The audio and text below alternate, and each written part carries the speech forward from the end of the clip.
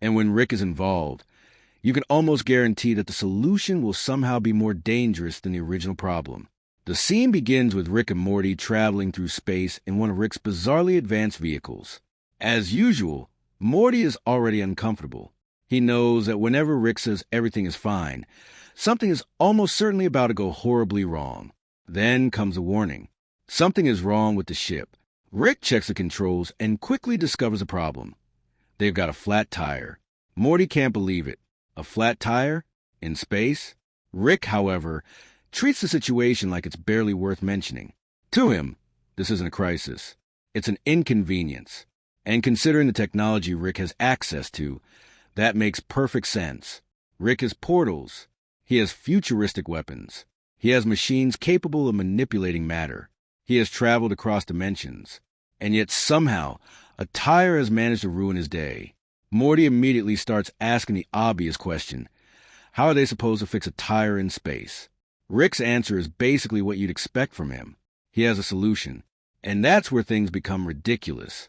Instead of simply return to Earth, Rick attempts to repair the problem using technology that is far more complicated than necessary. Because Rick doesn't believe in simple solutions. If something can be repaired with a screwdriver, Rick will probably invent a machine that bends reality itself to fix it. The funniest part is that Morty understands the danger immediately. He knows that Rick's inventions often come with hidden consequences. A normal mechanic might say, "Give me 20 minutes." Rick Sanchez says, "Hold on while I reconfigure the molecular structure of the vehicle." Those are two very different approaches to car maintenance. As Rick works on the ship, Morty watches nervously. He knows that they're floating through one of the most hostile environments imaginable. There is no air, no road, no garage, no friendly mechanic waiting nearby. One mistake could leave them stranded, and being stranded in space is already bad enough.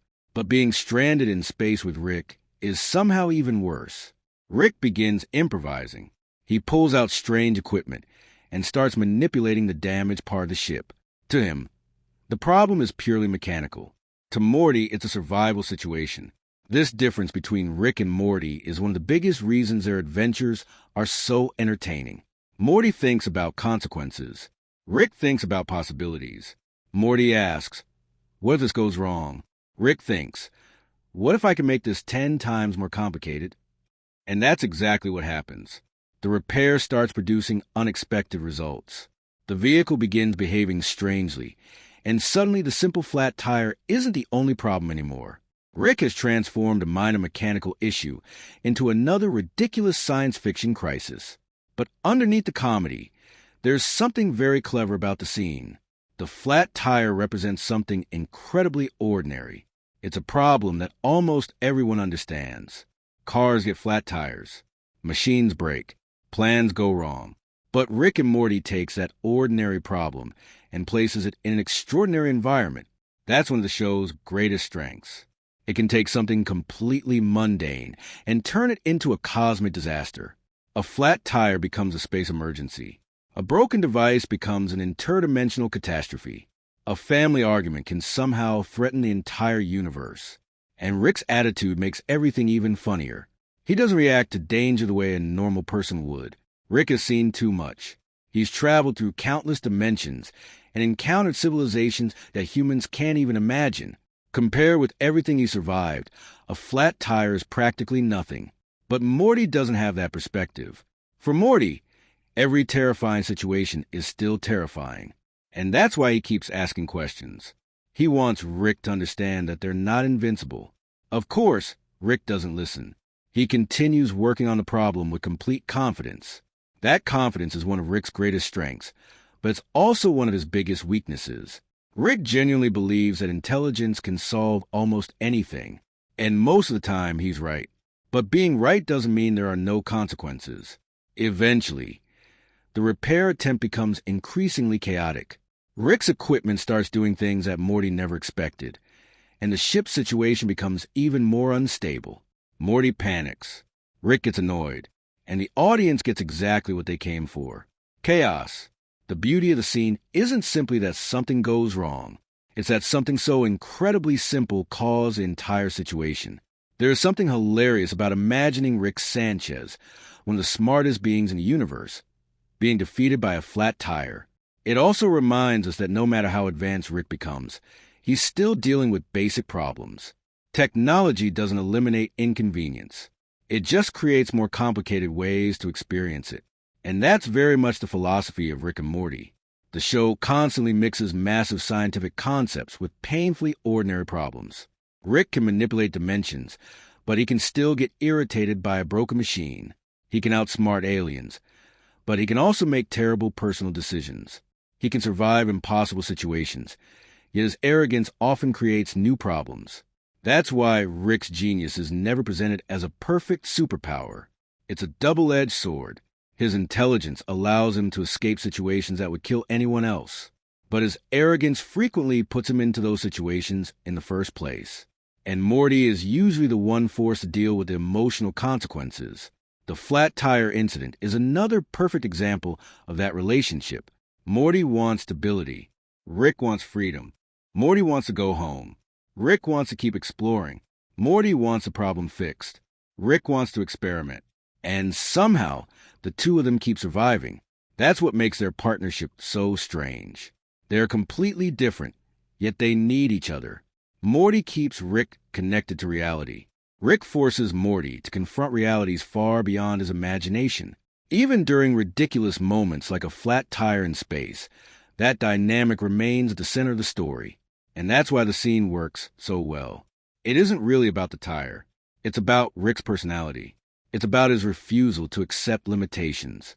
It's about Morty's constant fear that Rick's confidence will eventually get them killed.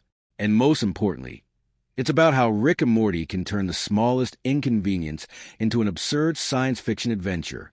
A flat tire should be boring. But in Rick's universe, even a flat tire can become an intergalactic crisis. And honestly, that's probably the only way Rick would have it. Because if something can be fixed normally, Rick isn't interested. If something can be fixed dangerously, unnecessarily, and with a little reality-breaking technology, then suddenly he's having fun. In the end, the real joke is simple. Humanity has spent decades developing advanced technology for space travel. Rick Sanchez has access to technology that makes human science look primitive, and somehow, after traveling to the multiverse, fighting aliens, escaping impossible dimensions, and surviving countless disasters, Rick still has to deal with a flat tire. That's Rick and Morty at its best. Taking an everyday problem, throwing it into the most impossible environment imaginable, and letting Rick make everything approximately 100 times worse. Rick Sanchez is the kind of person who can look at an impossible problem and immediately assume that he is the only person capable of solving it. That's not necessarily because he's always arrogant for no reason. Rick has spent his entire life proving that he really is smarter than almost everyone around him. He's built machines that can cross dimensions. He's created devices capable of changing biological matter. He's escaped situations that should have been completely impossible. So when something as ordinary as a damaged tire appears, Rick doesn't see a reason to panic. He sees an opportunity to demonstrate that the laws of ordinary reality don't apply to him. And that attitude is exactly what makes the situation so entertaining.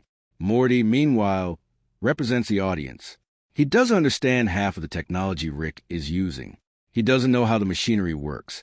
And he definitely doesn't understand why Rick refuses to use a normal solution. From Morty's perspective, the answer should be obvious. Fix the tire. Get the ship moving. Go home. That's it. But Rick's mind doesn't work like that. For Rick, every problem is an invitation to experiment. And that's dangerous because experiments have consequences. Imagine being stuck in space with someone who treats every emergency like a science project. That's basically Morty's entire life. At this point, Morty has probably learned that whenever Rick says, "Relax," the correct response is to become even more worried. Because Rick's definition of relax usually means that the situation is only 90% likely to kill them. The flat tire also highlights one of the funniest contradictions in Rick's character. He's obsessed with being independent. Rick doesn't want to depend on governments, corporations, aliens, family members, or anyone else. He wants to be completely self-sufficient. Yet even Rick occasionally runs into problems that technology can't instantly solve. And when that happens, his ego gets tested. A simple mechanical failure shouldn't matter to a man who can supposedly solve almost anything. But that's precisely why it matters. Rick's greatest weakness isn't a lack of intelligence. It's his belief that intelligence gives him control over everything. The universe doesn't care how smart you are. Things still break. Machines still fail. People still make mistakes. And sometimes, even a genius has to deal with something as stupid as a flat tire. That is where the comedy becomes almost philosophical. The scene asks a surprisingly simple question. What happens when the smartest person in the universe encounters a problem that doesn't care about intelligence? The answer is Rick getting increasingly frustrated, while Morty becomes increasingly terrified. And that combination is practically the formula for the entire show. Rick's confidence creates the problem. Morty's fear identifies the problem. Rick ignores Morty's warning. The problem gets worse. Then Rick somehow fixes everything while making the situation even more ridiculous. It's a cycle that audiences have seen countless times, but it remains entertaining because the circumstances keep changing. This time, the setting is space, and space changes everything.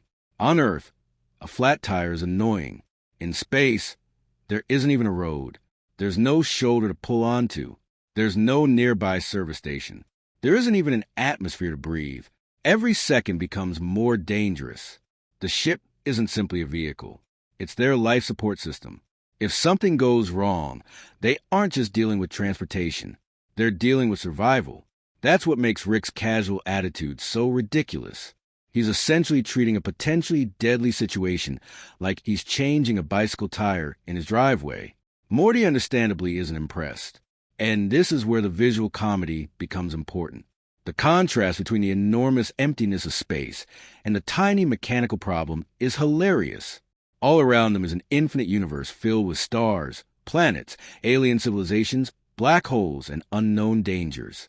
And Rick's biggest concern at that particular moment is a tire. It's the perfect example of how Rick and Morty loves to shrink enormous science fiction concepts down into everyday inconveniences. Space itself becomes background scenery for a roadside emergency. And because it's Rick, even a roadside emergency doesn't stay normal. The longer he works on the problem, the more complicated his solution becomes. Instead of accepting that something is broken, Rick starts trying to outsmart the concept of mechanical failure itself. That's classic Rick. He doesn't just want to repair the object. He wants to make sure the problem can never happen again.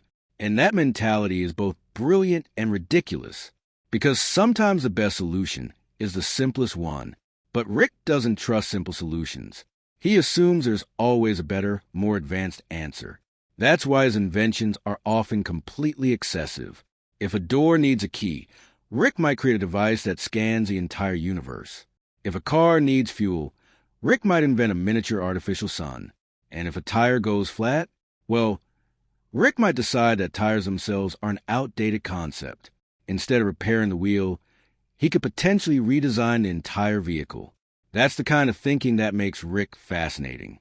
He doesn't see technology as a tool. He sees technology as an extension of his imagination.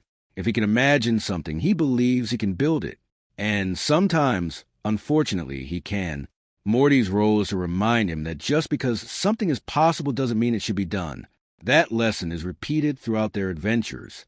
Rick can create almost anything. The difficult part is deciding whether he should. The flat tire becomes another example of that conflict.